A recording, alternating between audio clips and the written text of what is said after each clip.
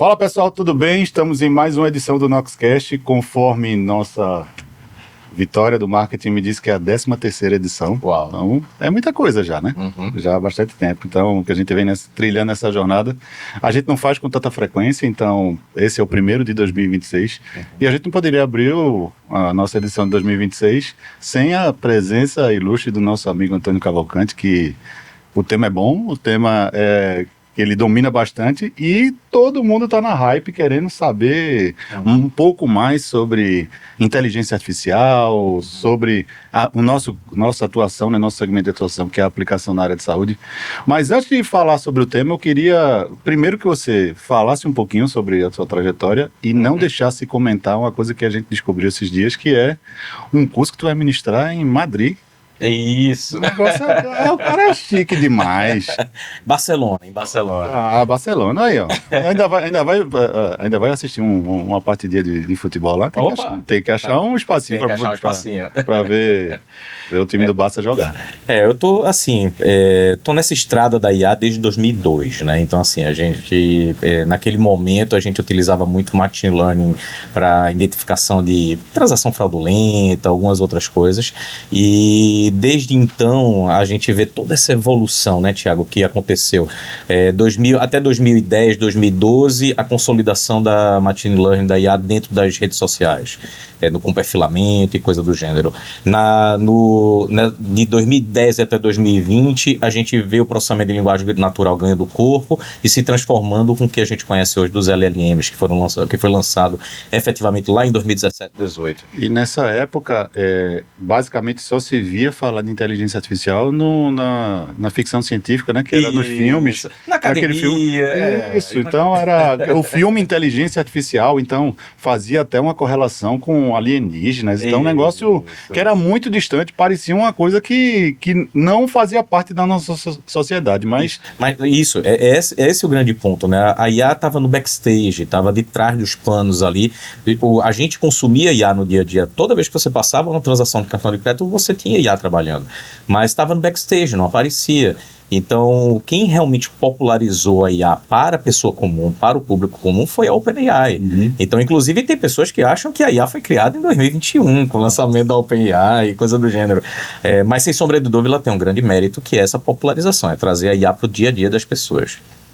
Então, assim, minha trajetória é essa. É uma trajetória muito voltada. Eu comecei no mercado financeiro, né? Então é uma trajetória muito voltada para retorno de investimento. Isso é muito importante. Ou seja, IA não é uma coisa bonitinha, não é o bibelô para ser utilizado dentro da organização. Ela é feita para trazer retorno de investimento. E sobre esse curso em Madrid, eu voltei para a academia. Eu saí da academia em 2021, mais ou menos. Estava com muito trabalho, estava com muita coisa acumulada. E fui convidado para um mestrado, para dar aula no mestrado da Universidade de Barcelona. E aí foi uma grata surpresa, não podia negar, e esse foi um retorno à academia. Então vamos ver se a gente tem umas publicações, algumas coisas saindo a partir daí desse processo. E eu acho que foi em 23 que você assumiu como head IA do FIBO? Foi final de 2022, início de 2023. E aí a gente pega assim, o FIBO já era uma empresa bem estabelecida, com produtos fantásticos. O Álvaro, ele tinha uma atuação muito interessante já no país inteiro, e ele me convida para ser sócio da operação. E quando eu conheci os produtos, eu disse, cara, os produtos são fantásticos. Se a gente coloca um pouco de IA aqui, cara, essa empresa vai voar. E aí foi quando eu comecei a participar efetivamente da operação como head de IA. Vamos dar um abraço para o nosso amigo Álvaro Moreira, o CEO do FIBO, que é uma das empresas do grupo da Noxtec. Isso. E a grande qualidade dele é juntar gente boa para realizar trabalho. Impressionante como ele tem uma qualidade de conseguir conectar pessoas para realizar trabalho. E essa inquietação da busca excessiva por inovação, né? Isso, perfeito. E assim, o nosso mercado de saúde ele é extremamente carente por inovação. Muito se fala sobre inovação, mas sempre se associa a Ciro Libanês, Einstein, uma coisa que esteja altamente distante de uma realidade que seja possível se praticar, mas a gente viu que, principalmente a gente que está evangelizando esse mercado, trazendo tecnologias das mais diversas, né, para o ecossistema de saúde, é possível e é factível adotar recursos de inteligência artificial. Mas eu até diria uma coisa, Thiago, interrompendo você. IA hoje, ela é uma das tecnologias que é mais democrática, por incrível que pareça, tá? Que é mais democrática das outras tecnologias que a gente conhece. Existem alguns dados recentes que mostram que o capital o venture capital, o capital privado de investimento, ele se concentra em torno de 90% em São Paulo, ou seja, startup São Paulo consome 90% do venture capital do Brasil. Quando a gente fala de IA, isso é só 85%.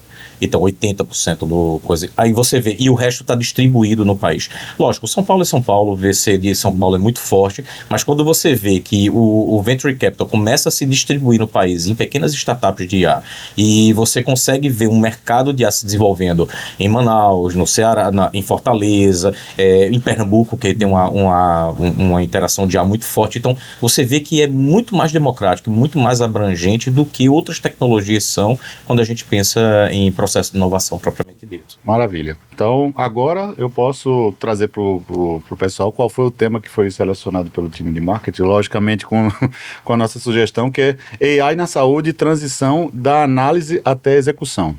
E eu tive que estudar um pouquinho mais a respeito, né? A gente acaba participando de vários eventos, a gente fornece, né, tecnologias que embarcam em IA, mas eu estou longe de ser um especialista, nem acho que serei, mas eu acho que a gente tem que saber dissertar de alguma forma e até trazer um pouquinho mais de clareza para o público que muitas vezes quer transferir para a inteligência artificial aquilo que compete à inteligência humana. Então, a gente saiu da IA generativa, que é a mais comum, o OpenAI expandiu isso fortemente. Veio o movimento dos agentes de IA, que é conectar mais de uma ferramenta de IA. E agora, hoje a gente está trazendo aí um conceito que eu particularmente não conhecia. Quando surgiu o tema, eu fui pesquisar um pouquinho mais, mas eu não vou me aventurar a dissertar a respeito, que é o Agentic AI. Que danado é esse negócio? Vamos lá. Essa evolução que aconteceu na inteligência artificial nas 2 décadas e meias, ela passou pela parte de machine learning, que é reconhecimento padrão, conseguir classificar coisas, reconhecer um tumor na radiografia, etc. E, muito corretamente você colocou, a gente vem para a era dos LLMs, né, o Large Language Models, que é uma máquina que consegue fazer autocomplete de algumas coisas. Então, no final das contas, o LLM é um completador de sentenças. Quanto melhor você dá uma sentença para ele, melhor ele completa. O problema do LLM é que ele, eu acho que muitas pessoas sabem, ele alucina. O que é alucinar? Ele foi feito para gerar coisas, ele é uma IA generativa. É natural que ele seja, entre aspas, criativo. Ele invente coisas, ele coloca informações que não são extremamente corretas ali no meio do discurso de completar dele. Ele é muito eficiente para gerar texto, para gerar imagens, para gerar o multimodal, né, sons, mas ele pode criar coisas no meio do caminho. Criar coisas é interessante quando a gente está falando de arte, música, quando a gente está falando de textos de marketing ou coisa do gênero. Quando a gente está falando de saúde, criar coisas nem sempre é interessante. Eu não posso dar um diagnóstico criado, entende?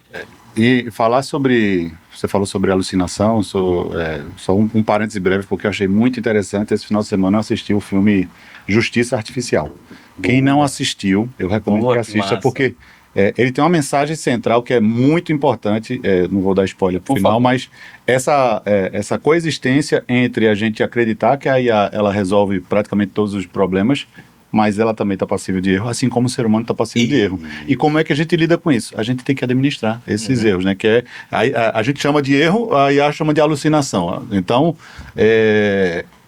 o conceito é bem aplicável, né, e factível.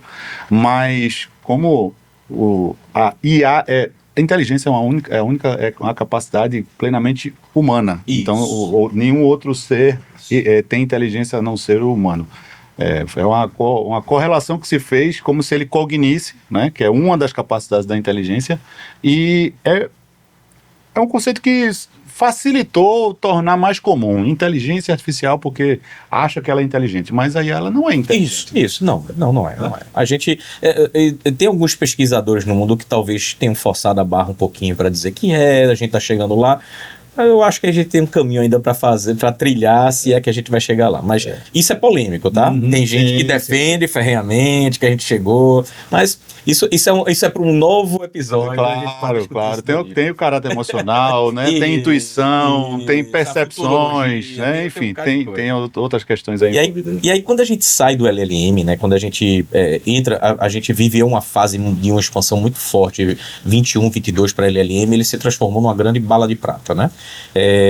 A gente começou a perceber que precisava de um pouco mais. A gente precisava colocar uma camisa de força nesse LLM para ele não alucinar. A gente precisava fazer com que ele andasse nos trilhos.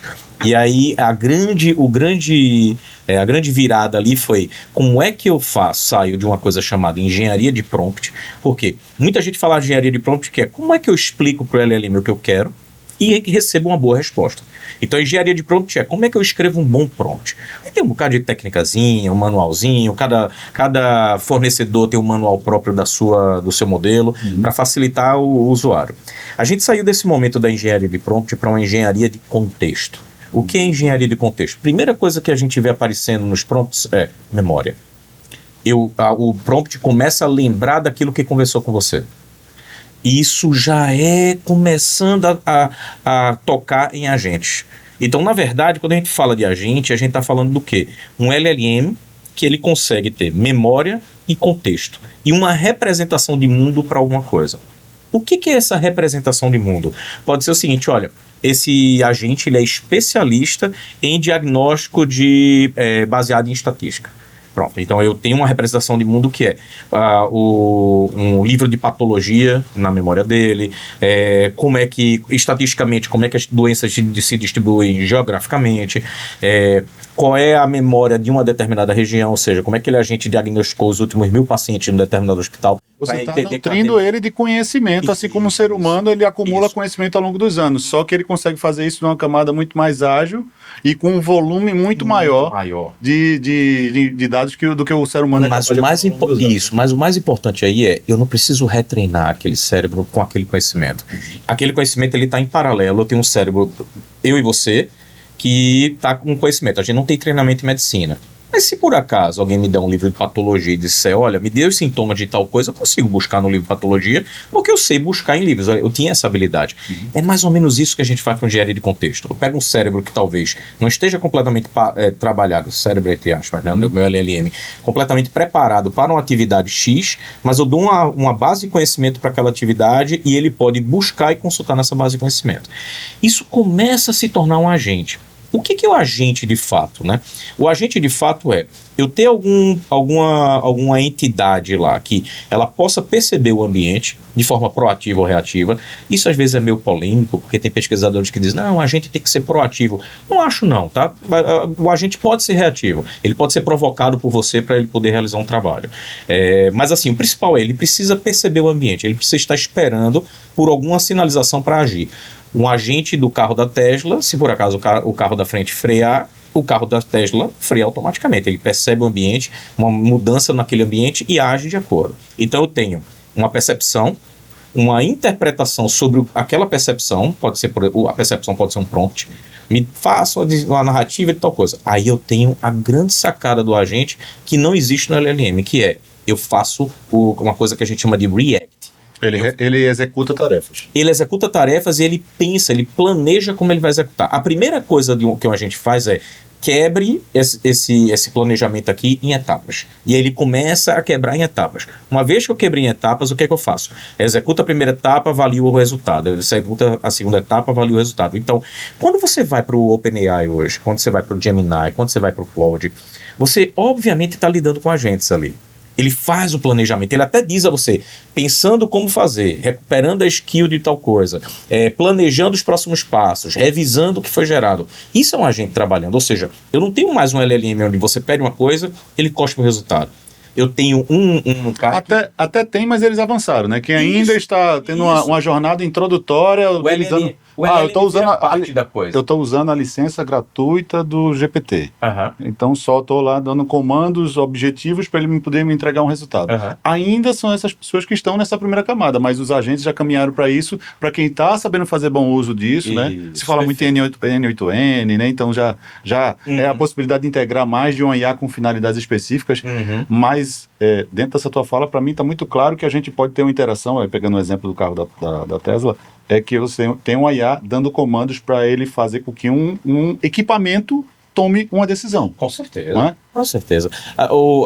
Assim, existe um conceito muito explorado, começou acho que nos Estados Unidos com a Tesla e outros players, que é o conceito do phygital. Ele é um conceito muito explorado, inclusive aqui no país, que é essa junção do meio digital com o meio físico. Ou seja, como é que eu aciono um freio de carro a partir de uma tomada de decisão de um agente?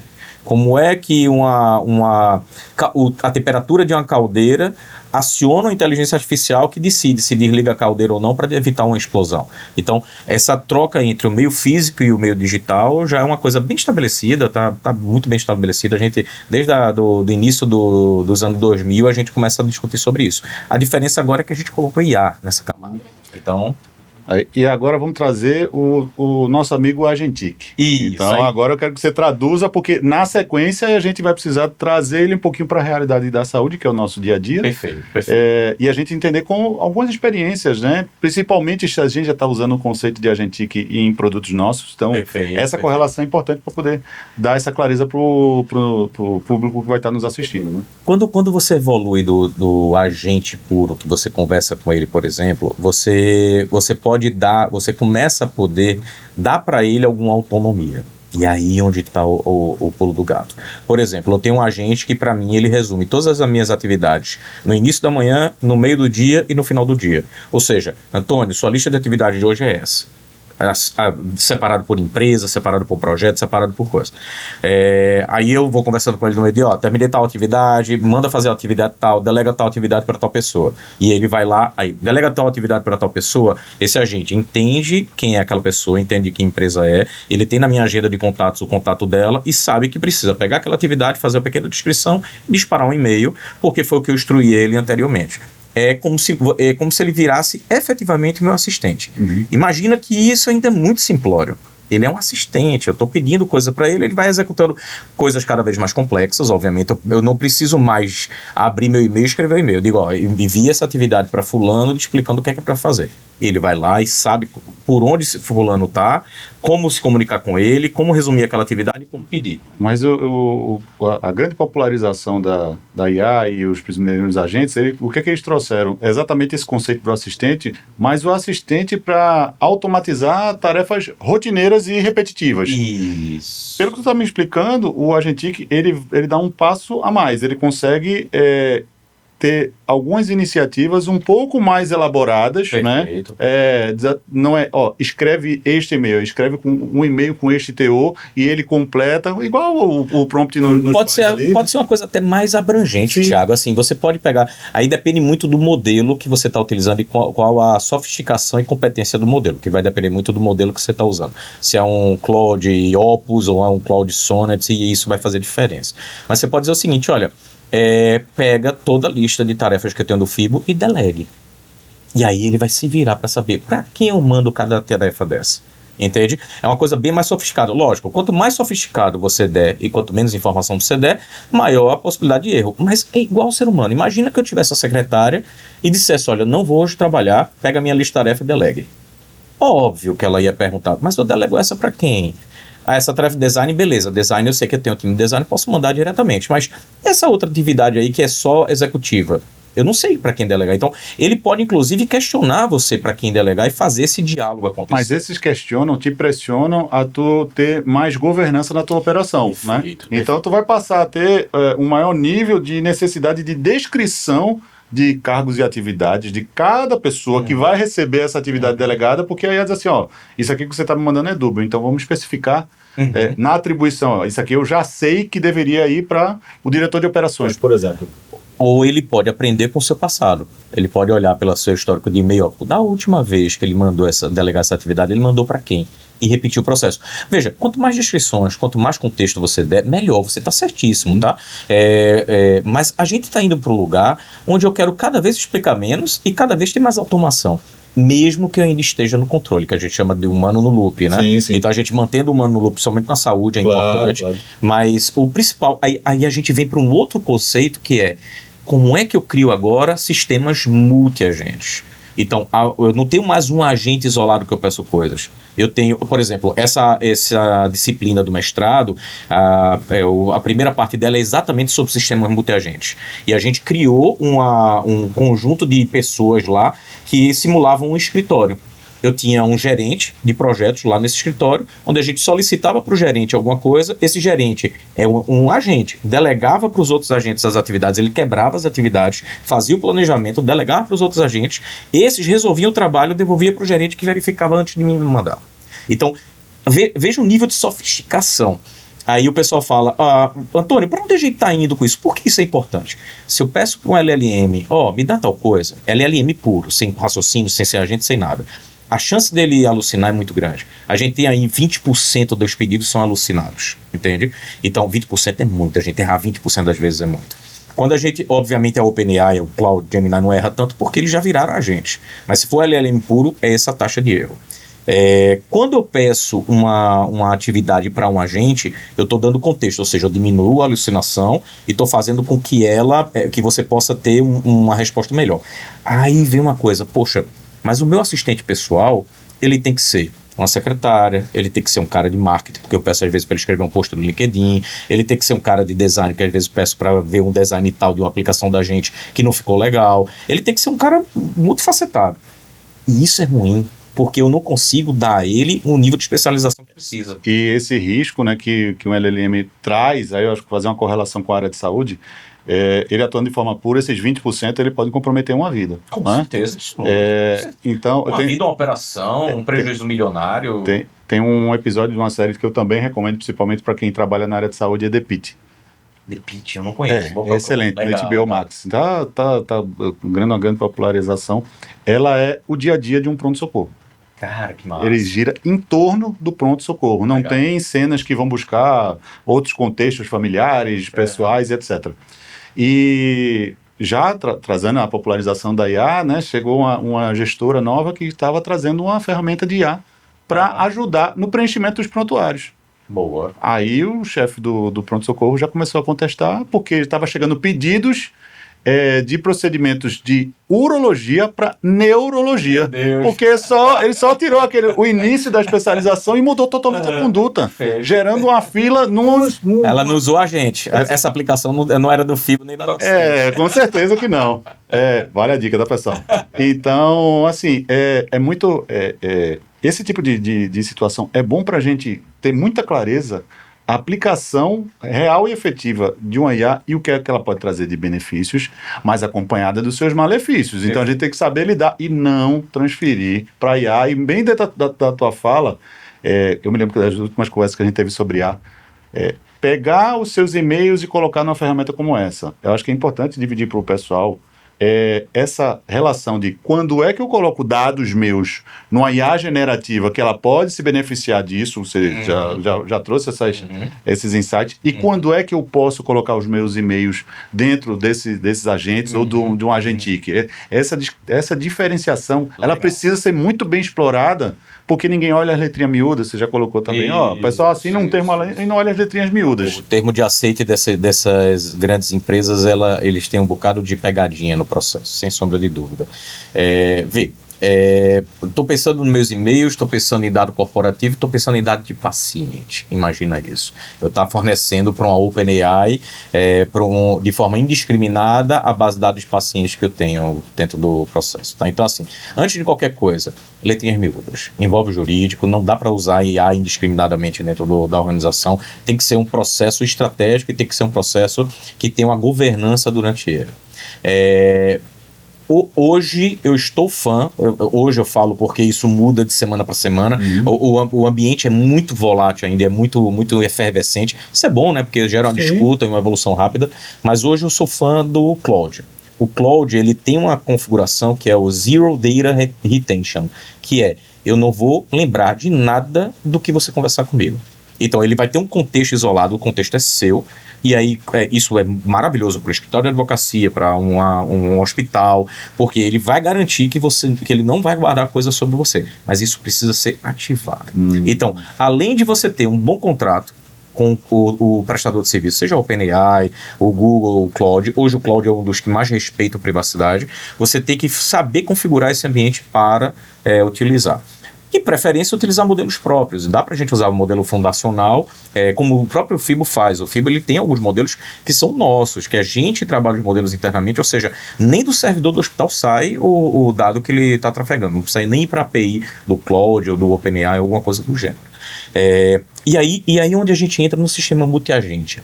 Como é que eu pego e garanto que esses agentes, porque eles começam a ficar autônomos para fazer uma pesquisa, para solicitar alguma coisa de alguém, para acessar uma base de dados e tirar a informação para poder processar. Como é que eu garanto governança nesse sistema multiagente? Como é que eu sei que a agente está acessando o quê?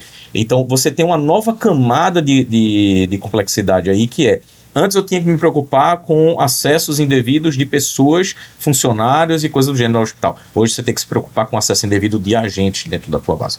Então, obviamente que o recado não é não use, obviamente não. O nível de produtividade, de assertividade que você tem, você falou do erro, né? Quando a gente especializa o agente, a gente está fazendo com que ele erre menos. Então, se eu crio... Por que esse time de agentes é importante? Imagina que eu crio um agente enfermeiro, um agente neurologista, um agente ortopedista e um agente diretor de um centro qualquer. Cada um desses caras, a chance dele errar ou a chance dele alucinar vai ficando cada vez menor quando o trabalho dele começa a ficar cada vez mais especializado. Aí eu tenho um agente que a única obrigação dele é verificar se o copia e cola de um prontuário eletrônico foi bem feito, se não existe um desvirtuamento do copiar e colar, ou seja, se os parâmetros clínicos foram mudados, se existe alguma novidade ali que permite que você copie o prontuário do dia anterior para e cole e você faça a verificação. É o que o copia e cola da gente faz. Então é um agente ultra especialista. A chance dele errar é muito pequena. Porque eu especializei ele. Primeiro eu dou contexto, eu dou uma memória, eu dou uma cadeia de conhecimento para ele pensar no que está fazendo e eu especializo ele numa única atividade. Até porque a gente não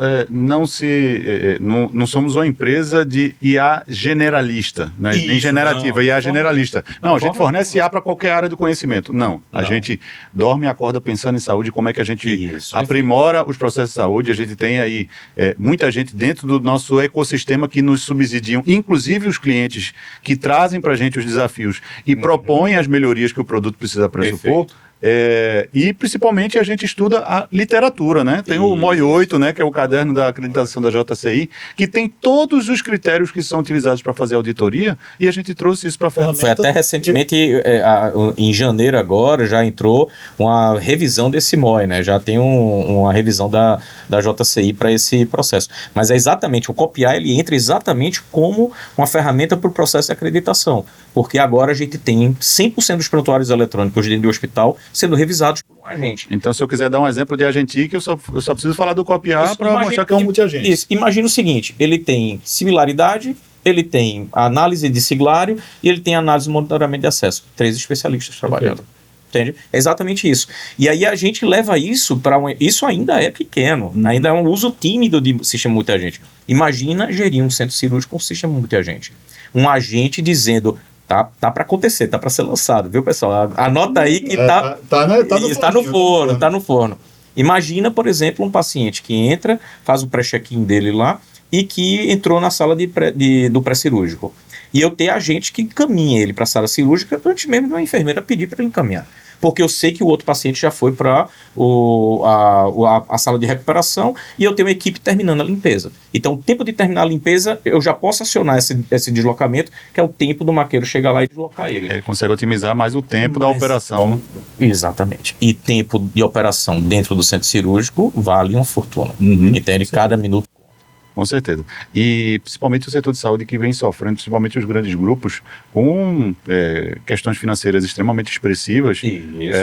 Muito passam, logicamente, em negociação com os convênios. A gente sabe que a gente não vai resolver todos os problemas, mas da porta do hospital para dentro, a gente consegue ser muito mais eficiente utilizando a tecnologia, aí a gente deixando um pouquinho a IA de lado, porque ele tem que atuar numa primeira camada, muita gente tentando alcançar a IA, mas não esgotou ainda o que eu tenho dentro da minha tecnologia que consegue me suportar dentro da minha operação, certo? Aí é que entra a camada de IA para dizer, opa, a tua tecnologia já foi até aqui, ela não consegue fazer nem grandes processamentos de volume de dados concomitantes, nem faz análise pregressa inteligente, nem trabalha de forma multiagêntica, né? Então, é aí que eu acho que a IA tem oportunidade, né, de dar um salto. E, inclusive, nem toda instituição está preparada ainda para poder fazer a adoção de IA. Primeiro, uma coisa qualquer pessoa está apta hoje, essa minha interpretação, você me corrija se eu estiver errado, qualquer pessoa hoje pode baixar um agente de IA e usar no seu dia a dia individual. A partir do momento que você traz isso para uma corporação, aí há controvérsias, principalmente dentro da tua fala, uma coisa que ficou muito evidente. Os setores jurídicos das instituições vão ter que se preparar melhor para poder autorizar a contratação dessas tecnologias para ver que informações elas vão acessar. Diferente de um código de ética e compliance que o funcionário assina quando entra, será que aquela tecnologia de ela vai acessar algum dado sensível ou restrito? Porque ele está utilizando a integração, que é um tema que está aqui no papelzinho, mas o papelzinho aqui eu vou dobrar aqui, que depois a gente vê o que é que faz com ele. Mas integração é um fator também que a gente precisa explorar aqui, porque todo mundo está falando aí, que é dali para frente. E até chegar ao acesso àquela base de dados. Tem dois aspectos que eu procuro provocar sempre que é oportuno para a gente falar de IA, integração, aí leia-se interoperabilidade na área de saúde, obviamente, e infraestrutura. Não adianta você achar, não, mas todo mundo confunde, né? Mas o meu chat GPT, meu Cloud, meu Gemini, eu não preciso, porque você está utilizando a estrutura toda do provedor, né? Para ter uma IA funcional, uma IA que foi construída, por exemplo, usando o modelo do Copiar, que não usa esses modelos tradicionais de LLM, ela é construída pelo teu time de engenharia, enfim, usa critérios de interoperabilidade para a gente poder ter acesso à base de dados de maneira em conformidade à Lei Geral de Proteção de Dados, e precisa rodar numa infraestrutura, se provida pela própria instituição ou se provida por nós. Né? Isso. Veja, interoperabilidade é tudo na saúde. Assim, eu acho que o Brasil entendeu isso já. Na verdade, a gente fez o mundo caminhando para isso também, mas o Brasil está bem sólido nesse ponto. Por quê? Porque é difícil. No hospital você tem 50 sistemas, 40 sistemas operando ao mesmo tempo. Como é que eu vou fazer esses caras conversarem se eu não tiver interoperabilidade? Por API pura, esse tipo de coisa, fica impossível. Fica uma sopa de API que é complicado, entendeu? Quando a gente pensa em infra, quando a gente fala de IA, isso é um fator determinante.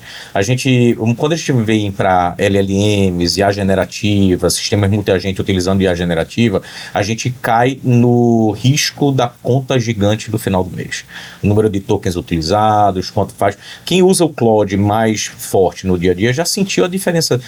Mudaram essa semana as regras. A partir dessa semana agora, entre 1 da tarde e 16 horas aqui do Brasil, o Claude fica espremido os limites dele. Entendeu? Ele começa a limitar um pouco mais. Por quê? Porque a infraestrutura deles está sobrecarregada. E aí, como você falou, se for pessoalmente utilizar o cloud, qualquer pessoa pode utilizar. Verdade. Acho que qualquer pessoa hoje tem capacidade de utilizar uma ferramenta feita o Cloud ou Gemini, alguma coisa assim, para melhorar o trabalho do dia a dia, melhorar a sua produtividade. Com um pouco de uso, vai começando a ficar cada vez mais forte. Quando a gente fala em organização, vamos dar trabalho para o DPO, beleza? Porque é preciso ter governança, principalmente se eu estou mandando dado para terceiros. A gente opera na Europa, na Península Ibérica, né, hoje. E aí a lei europeia, a nossa lei é muito parecida com a lei europeia de proteção de dados. Mas uma das coisas principais é soberania dos dados para quem não sai do país, por exemplo, ou que não sai da comunidade europeia. Então a gente precisa de um data center que garanta que aqueles dados rodem naquele data center. Então, quando a Europa contrata a OpenAI, ela tem que ter garantia que o cara que está mandando o dado para a OpenAI, ele não está mandando para os Estados Unidos, porque não pode sair da comunidade europeia o dado. Então, tem todo um conjunto de coisas que precisam se preocupar enquanto criar uma estrutura de IA dentro da organização, principalmente generativa, que precisa de muita GPU, servidores de maior porte, aí onde entra a contratação de infraestrutura. É entender quem consegue fornecer infraestrutura para IA, para contratar melhor, para contratar com um preço mais acessível. E a gente, como um provedor multi-cloud, né, a gente já trabalha com os principais players. É uma condição imperativa para nós, principalmente que atuamos não só na saúde suplementar, mas na saúde pública, é exatamente cumprir as regras legais do país. Isso. A gente já teve a oportunidade de lidar com projetos de estar concorrendo com um player que estava, sei lá, com um preço muito menor, mas ele não garantia essa salvaguarda dos dados aqui no Brasil. Porque a gente sabe que tem não só a questão legal, mas a questão tributária, né, que incide, e é muito mais barato se hospedar, por exemplo, na China. Então a gente sabe que existe a própria Huawei, né, que está muito forte nesse segmento e trabalhando em condições extremamente agressivas do ponto de vista comercial. Porém, eu quero saber se eles vão conseguir preservar essa mesma questão, principalmente na área de saúde, quando eles tiverem que instalar uma infraestrutura. A gente já sabe que já existem alguns investimentos, mas o buraco é um pouquinho mais embaixo. Né? Quando a gente olha esse tipo de relação, por exemplo, uma das coisas que a LGPD exige é que a empresa contratada tenha um escritório no Brasil e que exista um acordo bilateral de comércio. A gente tem com a China. Aí a gente tem que entender como a Huawei responde a esse tipo de evento. Ou qualquer outra empresa, tá? Foi um exemplo, mas qualquer outra empresa. Mas dependendo do tipo de dado, ou da própria instituição, às vezes é uma regra da própria instituição. Quero meu dado no Brasil, não quero dado fora do Brasil. E na Europa isso é crítico, entendeu? A Europa tem que estar dentro da Europa. Então, assim, a gente tem o controle sobre a infra que está sendo instituída. Principalmente quando existem muitos empacotadores de OpenAI hoje em dia no mercado. Por exemplo, o cara que faz um aplicativozinho que na verdade é só uma telinha e bota em cima da OpenAI, entendeu? Então assim, no final das contas é um ChatGPT metido a besta, entendeu? Assim, o que mais tem de solução de IA por aí... Não, demais. Bota uma capinha, né? Isso, bota uma capinha. É uma capinha de celular. Bota o smoking, só que aí ele tá com roupa pega um celular X qualquer, não vou nem falar, marca para não ser processado, e bota uma capinha da Apple em cima para fingir que é Apple, entendeu? Então assim, o risco desse tipo de contratação por um hospital para onde meus dados estão indo? O que estão fazendo com aqueles dados? Eu já vi fornecedores utilizando uma única conta da OpenAI para atender vários clientes. Cara, faz sentido. Você tem que ter governança para aquele cliente, para aquele conjunto de dados, tá?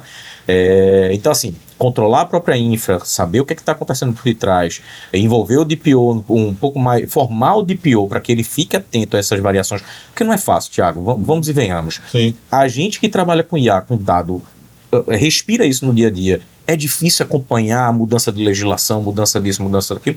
Imagina, galera, que tem outras preocupações que como é que o meu hospital vai sobreviver no próximo mês, entende? Então, assim, não é fácil. É ter gente boa ao lado para conseguir instruir e conseguir fazer com que esse processo aconteça com o menor dano possível à estrutura. Um último ponto que você falou, que eu queria colocar aqui, é o seguinte... nem sempre um hospital está preparado para usar IA se ele nem passou pelo básico, nem fez a digitalização. Eu concordo com você. Muitas vezes a gente fazer uma boa IA requer um bom tratamento de dados, requer uma base. Quando a gente fala de IA generativa, nem sempre isso é verdade, mas existe alguma coisa aqui que possa ser utilizada. Mas aí eu lembro aos hospitais sobre microjornadas.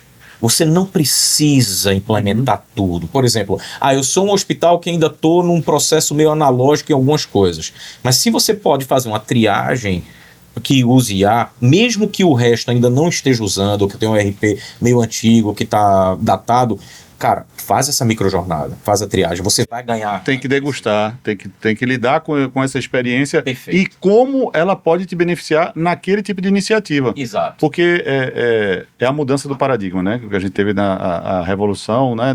Com o advento da internet. Eu entendo que esse segundo advento, o próximo advento é a adoção da inteligência artificial, a gente não tem mais para onde correr.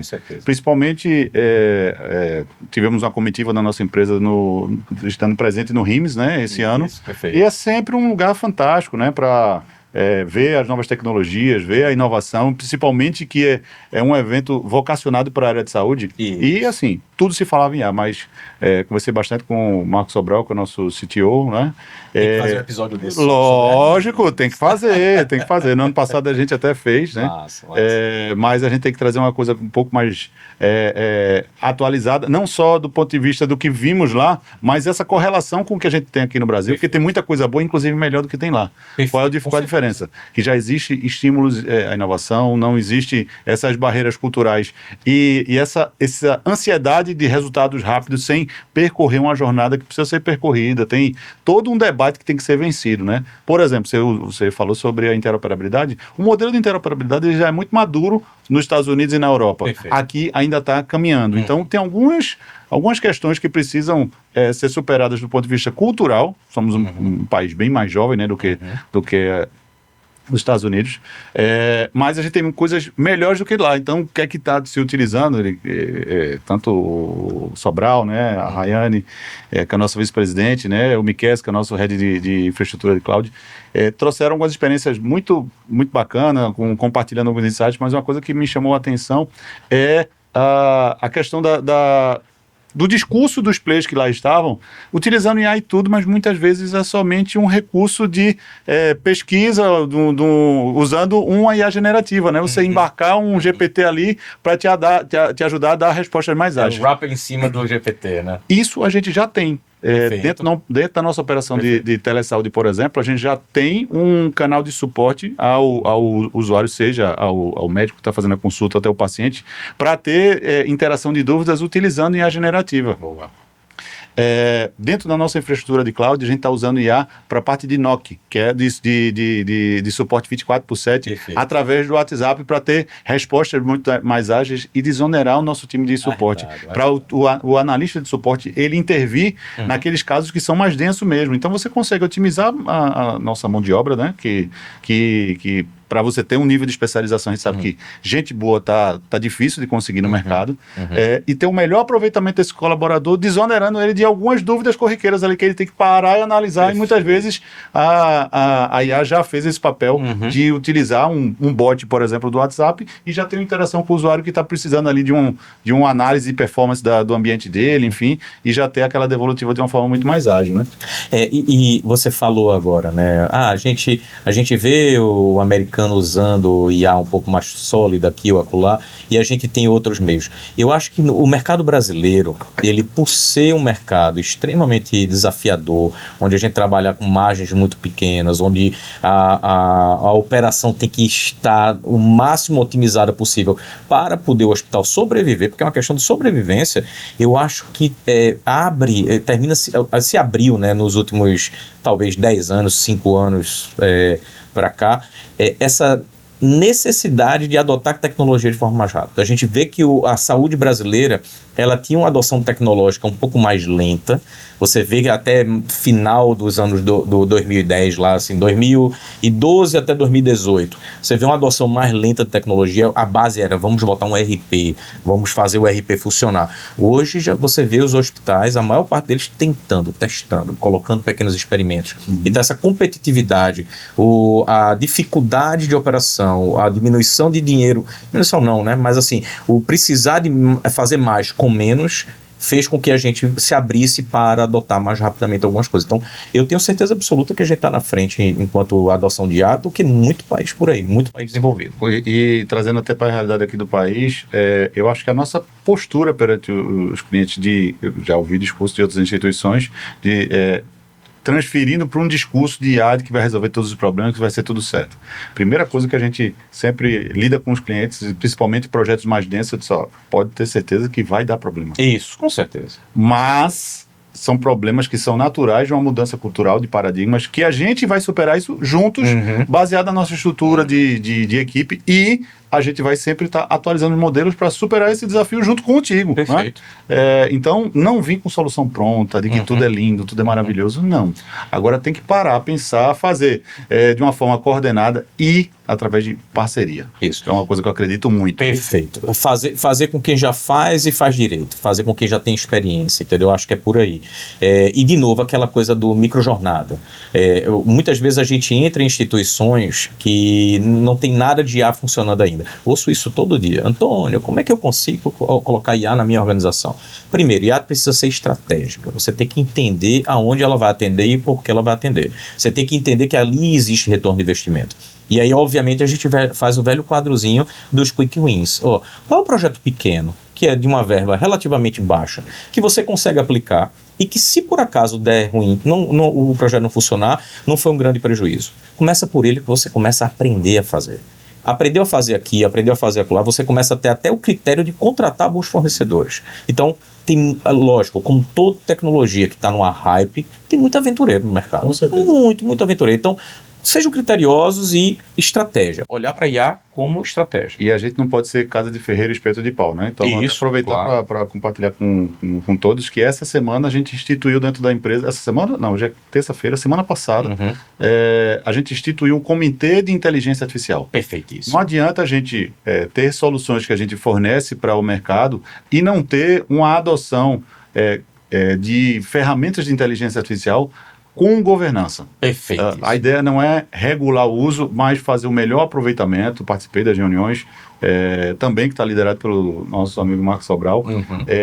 Mas mais ainda é analisar as oportunidades de melhoria em todos os processos da companhia e que ferramentas podem ser utilizadas e até na hora de fazer uma aquisição com algum player, fazer de uma maneira escalável. Então, cada área está com uma licença de uma determinada ferramenta de IA generativa. Por que a gente não olha a jornada como um todo e trabalhar com a gente? Por que a gente não licencia uma solução Pro que serve para toda a companhia? Então, primeiro a gente tem que olhar para dentro, né?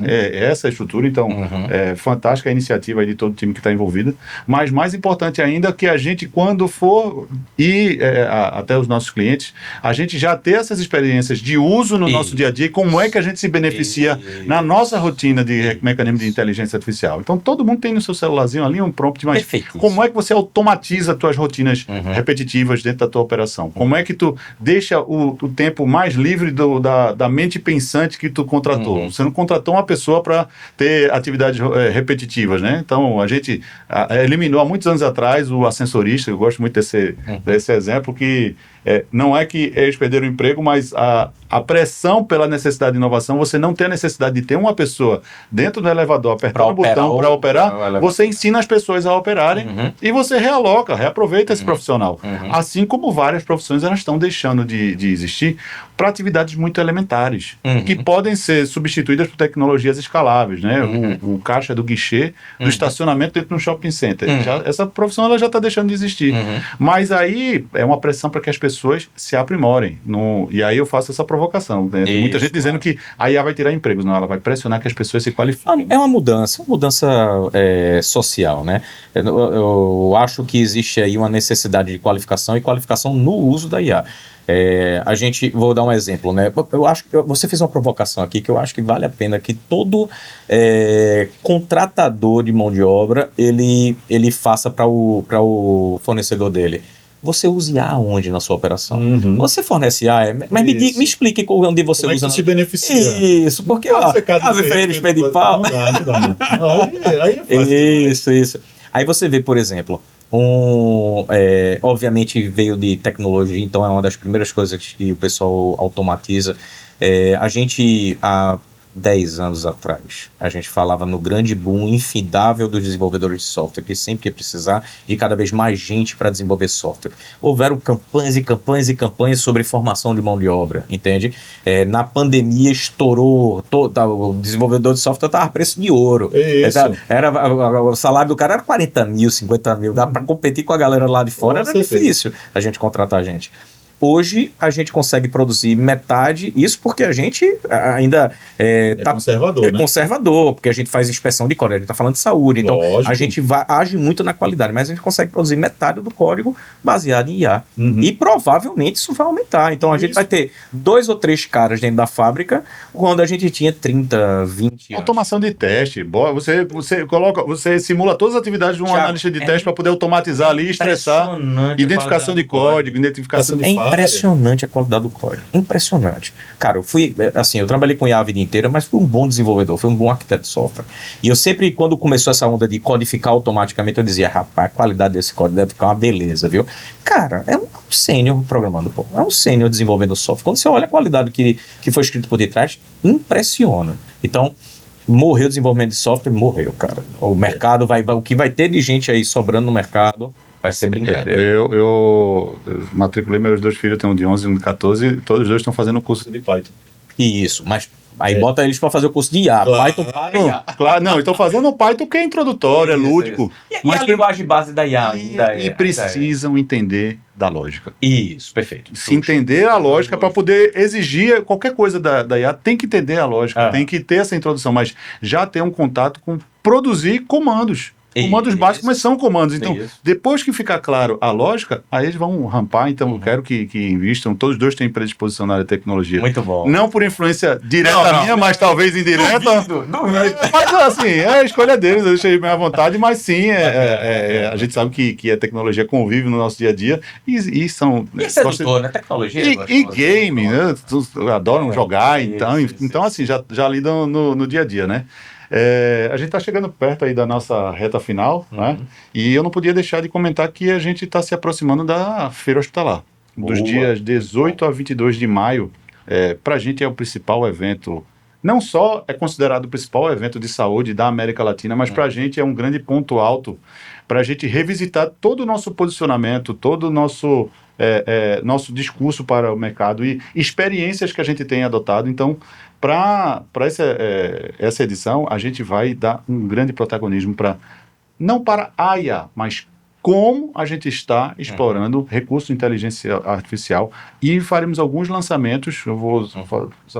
Não vou entrar muito no mérito aqui, mas já estamos aí na fase final de entrega de algumas soluções utilizando IA. Logicamente que os produtos do FIBO que já estão se aprimorando, né? Tem a parte de centro cirúrgico, o próprio Copiar que está escalando fortemente. Isso, né? Essa semana tivemos mais um cliente, né? Um hospital bastante representativo que está investindo.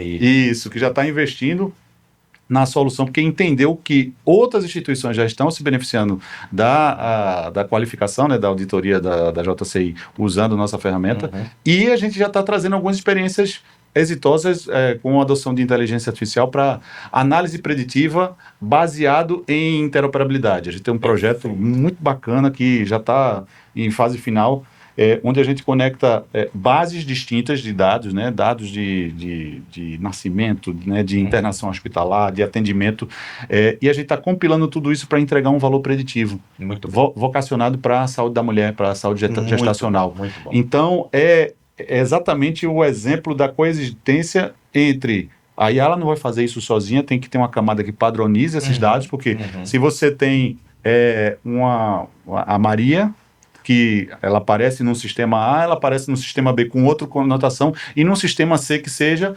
também tem uma outra conotação, mas ela é um indivíduo. Isso. Então, e a saúde dela é do indivíduo. Exato. Então a interoperabilidade tem esse papel de padronizar essas fontes de dados, e a IA entra numa camada para entregar esse valor, dizendo quantas Marias tem essa característica e elas podem apresentar ou podem ter uma predisposição para uma condição de saúde, qualquer que seja. Então, isso vai entregar uma política de saúde muito mais dirigida para o gestor, baseado em interoperabilidade e IA. Né? Isso. E aí você pensa em linha de cuidado, né? Como isso pode tratar aquele indivíduo baseado em linhas de cuidado. Isso. E na área na nossa operação de teleconsulta, a gente já está utilizando inteligência artificial para biometria facial. Então, porque, vamos lá, eu tenho o prontuário do Antônio, mas vamos supor que o Antônio não pôde comparecer na consulta ou marcou por querer do plano de saúde e colocou uma outra pessoa para poder atender, colocou o filho dele para poder atender,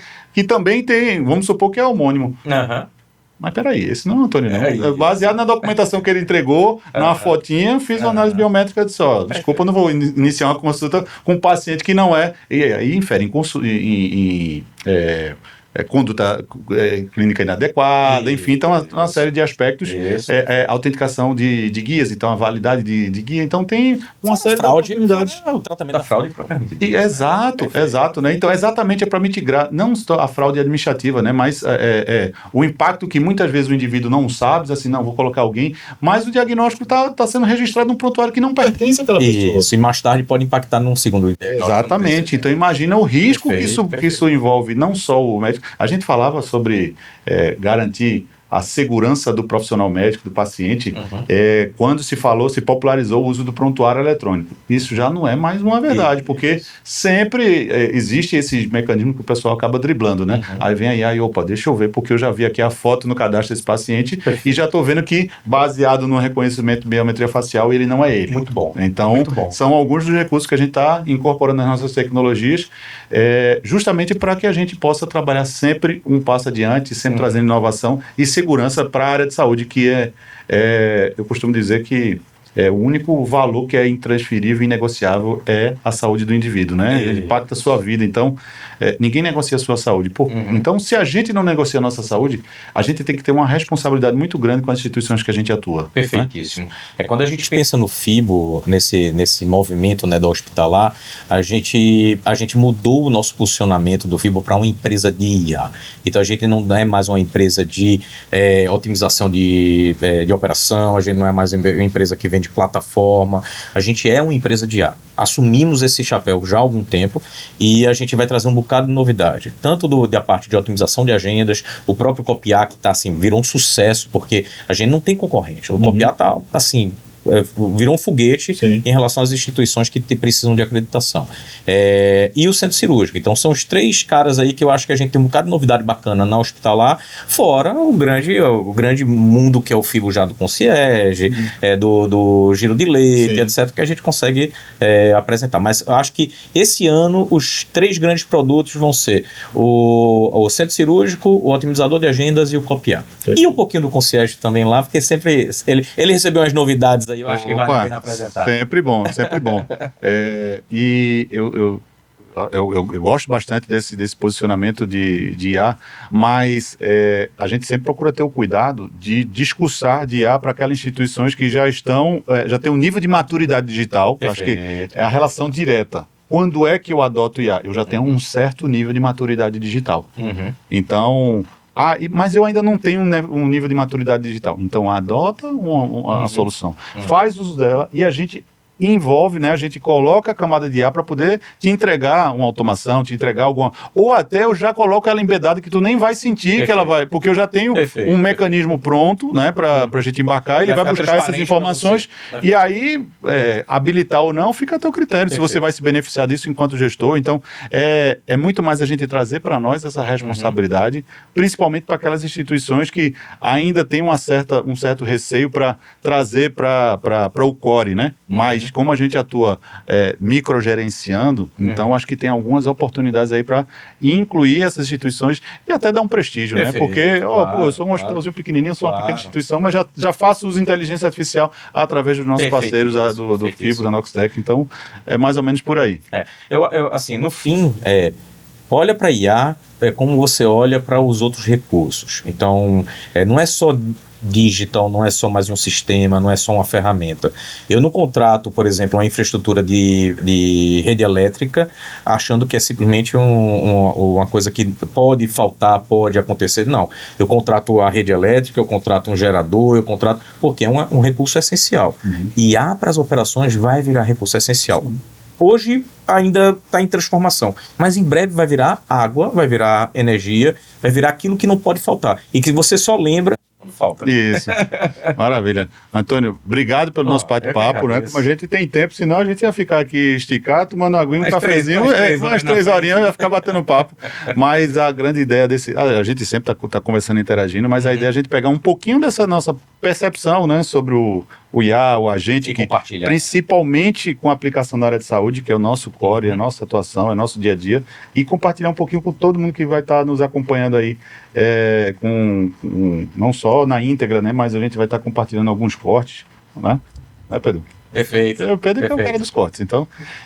E reforçar também o convite para todo mundo estar com a gente aí na Feira Hospitalar, dos dias 19 e 22, lá em São Paulo. Sempre é um momento fantástico, não só para a gente divulgar nossas soluções, as atualizações, mas sempre receber os nossos clientes e parceiros que sempre vão lá nos prestigiar, tomar um café, na hora do happy hour, tomar um chopp também lá. Um papo sobre as novidades. É sempre bacana, é muito intenso, são 4 dias exaustivos, mas para a gente é super gratificante. A gente já está nos preparativos há mais de 30 dias, porque é o ponto alto do nosso ano, certo? principalmente que a nossa atuação em eventos ela é muito forte, o mercado de saúde ele demanda desse contato presencial, e os eventos é uma oportunidade para estar conectando com várias instituições, e não esquecer de pedir para o pessoal estar acionando aí nossos canais digitais, nossas redes sociais, rede social da Noxtec, do FIBO, da Sisqualis, da Red TI, da NXT, então todas as empresas que compõem o grupo, porque a gente faz um bocado de coisa e a gente tem essas redes sociais que estão dirigidas para cada uma das instituições, não só Instagram, LinkedIn, YouTube. Então, conecta todo mundo lá no nosso canal para estar recebendo as atualizações, e espero que vocês gostem do conteúdo que a gente produziu para vocês. Valeu, até a próxima. Obrigado, pessoal.